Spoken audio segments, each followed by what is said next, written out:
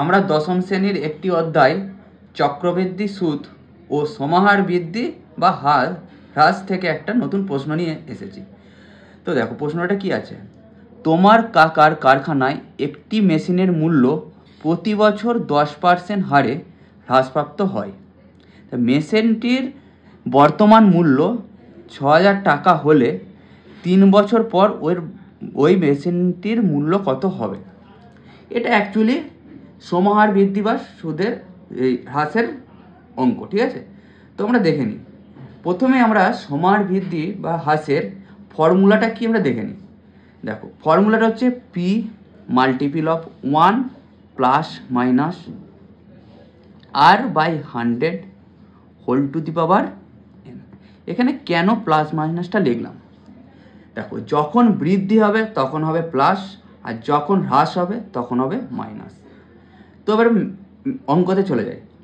মেশিনটির বর্তমান মূল্য, ডেটাগুলো আগে লিখে নিচ্ছি। বর্তমান মূল্য পি ইকুয়ালস টু 6,000 টাকা। তাহলে মূল্যর হ্রাসের হারটা কত আছে? 10%। আর সময় কত আছে? 3 বছর। এনটা হচ্ছে তাহলে 3 বছর। তাহলে 3 বছর পর মেশিনটির মূল্য কত হবে? আমরা এখানে হ্রাস পাচ্ছি, তাহলে আমরা কোন ফর্মুলাটা নেব? মাইনাসেরটা নেব। তাহলে আমরা মাইনাসটার ফর্মুলাটা লিখলাম। পি মানে আসল, মানে যেটা ইনিশিয়ালি কোনো ভ্যালু থাকবে বা পপুলেশন থাকবে, যেখানে যেমন থাকবে সেটা আমরা এখানে ইউজ করব। তাহলে P multiple of 1 minus R by 100 whole to the power n। এরপরে সব ভ্যালুগুলো আছে, সব ভ্যালুগুলো বসিয়ে দেবো। পি হচ্ছে 6,000 ব্র্যাকেটে 1 minus 10 by 100 whole to the power 3। এরপর এইটাকে ভেতরটাকে মাইনাস করলে কি হয়? ফ্র্যাকশনের মাইনাস যেভাবে হয় 100, তাহলে 1কে 100 দিয়ে মাল্টিপ্লাই করলে 100 মাইনাস 100কে 100 দিয়ে ডিভাইড করলে 1 10 যা 10 হোল টু দি পাওয়ার 3। তাহলে কত হলো?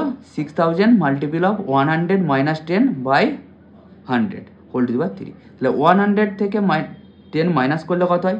90। তাহলে 90 by 100 whole to the power 3।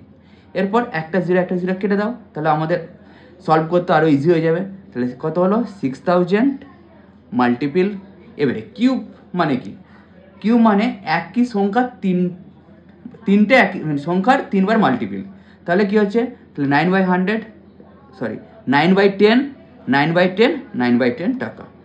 তো এবার এটা আমরা কাটাকুটি করবো। 0 0 0 তিনটে জিরো আছে, কেটে দিলাম। একটা দুটো তিনটে কেটে দিলাম। এরপরে এটা মাল্টিপিল করলে কত হবে? 9 9 81, 81 9 কত হবে? 9 9 9, 7 8 9 72। এবারে 729কে 6 দিয়ে মাল্টিপিল করো। 6 9 9 54, হাতে থাকে 5, 6 2 12, 5 7 17, হাতে থাকে 1, 6 7 42, তাহলে 43। তাহলে কত হয়ে গেল?